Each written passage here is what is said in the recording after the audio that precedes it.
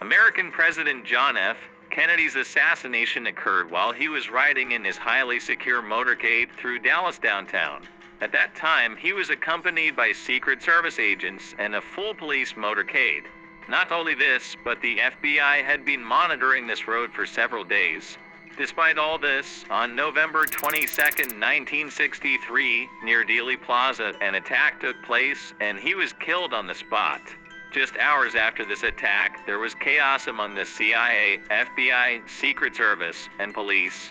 Despite all their efforts, they could not bring anyone to justice except a shooter named Lee Oswald, or perhaps they did not want to. Was this a well-thought-out conspiracy, or did a lone shooter manage to outwit the world's top secret agencies and shoot the president from just a few meters away? This official story is hard for anyone to swallow. There was a direct and fast route from the airport to the banquet hall where the president was supposed to go, but why was his motorcade brought through the middle of the city? And who planned this route? Officially, the person who fired the shot had only started working at the book depository a month earlier, hired just over a phone call. But how? In the video footage of the shooting scene, a woman wearing a scarf was seen taking photographs of the murder. What was her connection to all this, and why has she never been found? Today is November 22nd, 2023, but exactly 60 years ago today, American President John F. Kennedy was assassinated in an attack on his motorcade. The president's death plunged millions of people into grief, while the investigation into the case failed to provide answers to many questions. It is believed that American secret agencies hid a lot about the president's assassination, with many things not made public, and there are many reasons for this. The first is the selection of the venue where the president was actually supposed to go.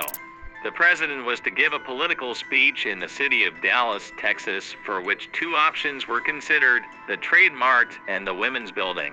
The White House recommended selecting the Women's Building as the venue, but Texas Governor John Connally wanted the president to go to the Trade Mart.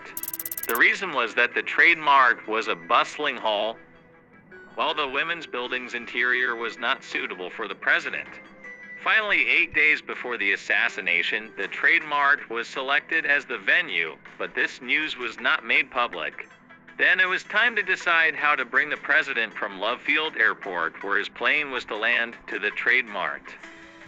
Normally, a presidential motorcade is routed through areas with minimal obstacles and turns. There was such a route available that could have taken the president directly to the Trade Mart while skirting the city, but it was not selected.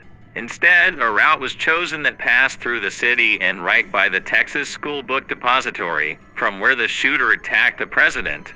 If you think this route was selected specifically to facilitate an attack on the president, you are wrong. This was done at the president's own request because he wanted to pass through crowds of people.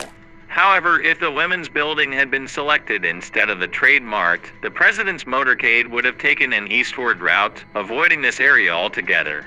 The distance from the book depository would have increased, making it more difficult for the shooter to take aim. Since the president's wife always sat on his left side, she would have come between the shooter and the president, making it even harder for the shooter to hit the president.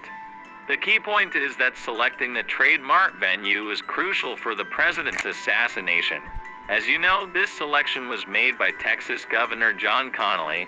His intentions cannot be questioned because he himself was in the presidential limousine with his wife when the attack occurred. He was also shot, but survived. Moreover, the governor was against this route from the beginning. He wanted the president to be taken to the Trade Mart by a route that bypassed the city.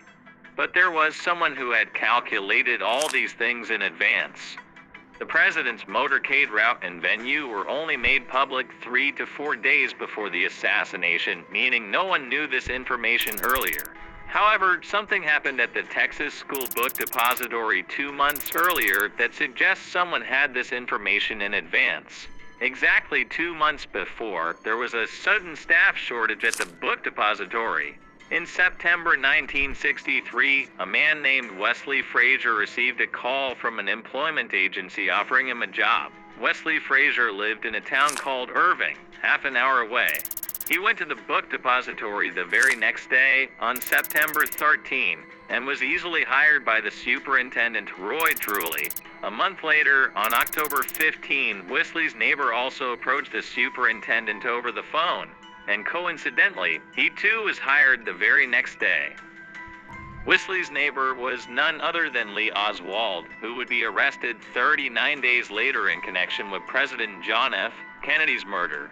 Due to not having a driver's license, Oswald couldn't commute daily, so he rented a room in Dallas.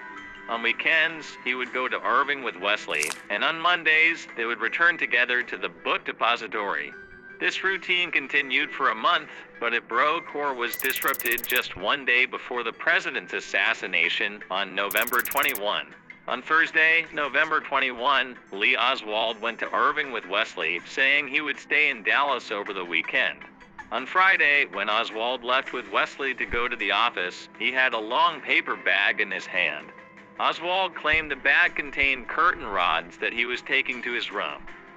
Just half an hour before the assassination, Oswald was on the 6th floor of the book depository with some of his colleagues.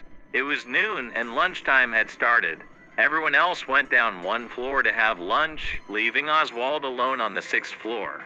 A large crowd had gathered outside the depository to see the president's motorcade. Some employees of the depository were watching the scene from the 5th floor. At exactly 12:30 p.m., the president's motorcade passed in front of the book depository.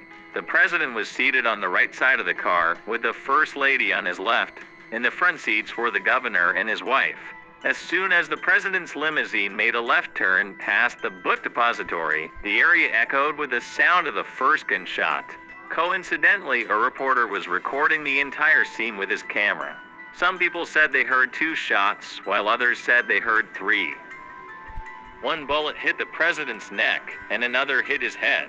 The driver of the president's car sped away immediately without waiting, but the president likely died as soon as he was shot.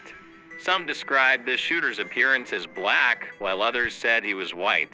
However, a police officer in the motorcade saw someone firing from the 6th floor of the book depository as soon as the first shot was fired.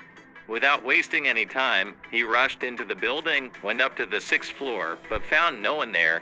Within minutes, the FBI sealed the entire building and prevented all employees from leaving. One employee was missing, and that was none other than Lee Oswald. He had probably fled the scene after committing the act. He first went to his room, changed his clothes, and took his pistol before leaving immediately. The police, who were already looking for him, alerted the entire area's police force.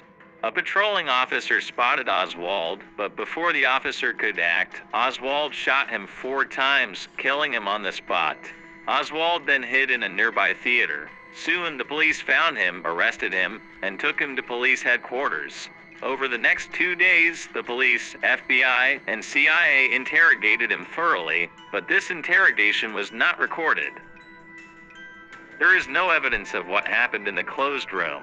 On November 24, when Oswald was being transferred from police headquarters to jail, someone shot him in front of the media and the public. Oswald died in the same hospital where President Kennedy was taken. This is the story that was officially disclosed. However, many witnesses claimed that the person they saw firing from the 6th floor was not Oswald. Initially, Oswald kept telling the media that he was innocent. Analyzing this whole story, according to the police, Oswald cleverly got the job at the book depository and planned everything alone, evading the FBI, CIA, and police intelligence. But people questioned how he made so many mistakes if he planned everything so perfectly, such as running away from the building, killing a police officer, and hiding in a movie theater. After President John F. Kennedy's assassination, several investigation reports were published, but each report only added to the confusion. After Oswald's death, a theory emerged that those who planned the assassination had Oswald killed, as it would have been impossible to execute such a plan without insiders. Many believe the FBI and CIA were involved in the conspiracy because Oswald was a former U.S. Marine, and the FBI had been monitoring him for some time. Despite this, they kept this information from the president's Secret Service when deciding the motorcade route. During the investigation, many pieces of evidence were destroyed, such as the 3 bullet shells found on the 6th floor, which were initially removed without photographs and then replaced for photos. The initial videos taken by the police from where the shots were fired also disappeared. However, there was one piece of evidence that, if preserved, would have prevented this mystery from remaining unsolved. During the shooting, a woman wearing a scarf was seen with a camera, capturing the entire assassination. The scarf, known as a babushka, led to her being called the Babushka Lady. Many believe this lady was part of the plan, tasked with recording the scene, but the FBI has never found her. If you like this video and want to see more videos like this, please follow our channel.